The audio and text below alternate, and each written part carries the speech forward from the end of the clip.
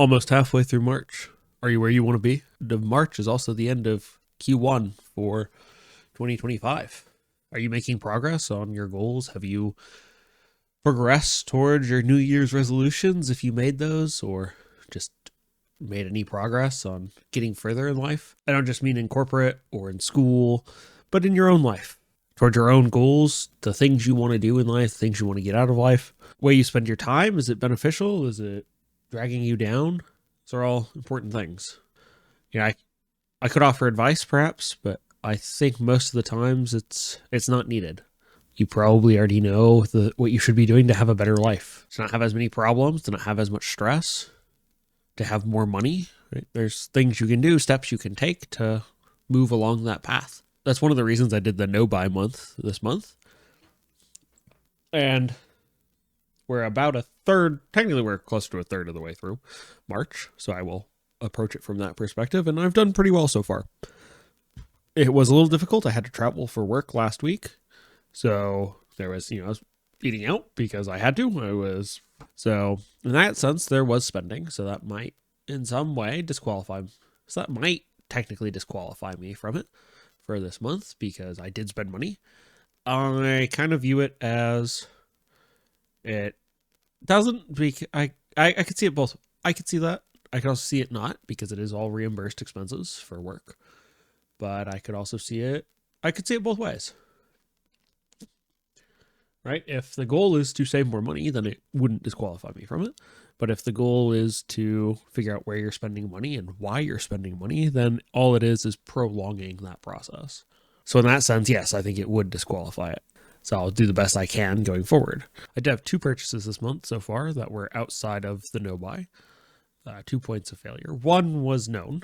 I knew there was something I wanted to buy. I was hoping it'd come out in February, but I knew I was going to buy it, so I'd had the money set aside.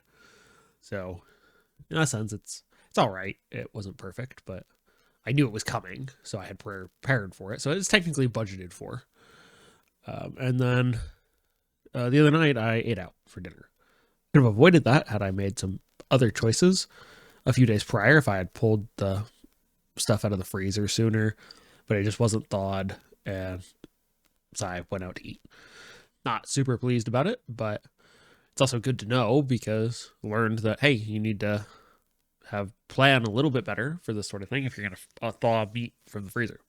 I probably, when I froze this stuff, should have frozen it in smaller sections so it'd be a bit easier to thaw, but I didn't, so it's one massive lump, and I hope it is thawed by tomorrow. At the very least, I should be able to remove I should be able to section it up a little bit and cook part of it, even if it is still a little cold. But I believe the center will probably still be frozen, but I should be able to work around that for tomorrow. So that's on me, right? I could have planned a little bit better next week, right? When I have to pull something else out or buy something for food or for groceries. Try to cut back on eating out. I know I budgeted to eat out with friends. So, that's there. I guess I could skip one of those, but I probably won't because I do like to go out with friends on weekends. And, the point of this is not to punish you or anything. It's to help you get a better grasp of your finances and save some money and cut out things that you don't need.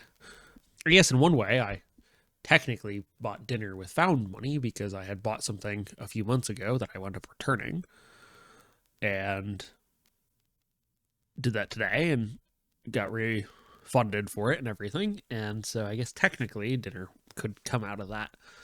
But I don't like to calculate things that way. I guess the other thing I had already budgeted for would fall under that as well. But I don't like to calculate things that way. I think it gets a little too wobbly, for lack of a better term. It's better to have it kind of clearly laid out.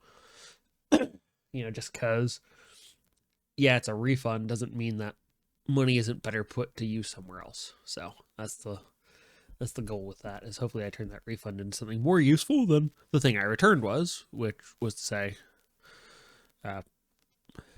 and ideally, I take that found money and turn it into something more useful than just spending it on more stuff. That's the update on that for this week.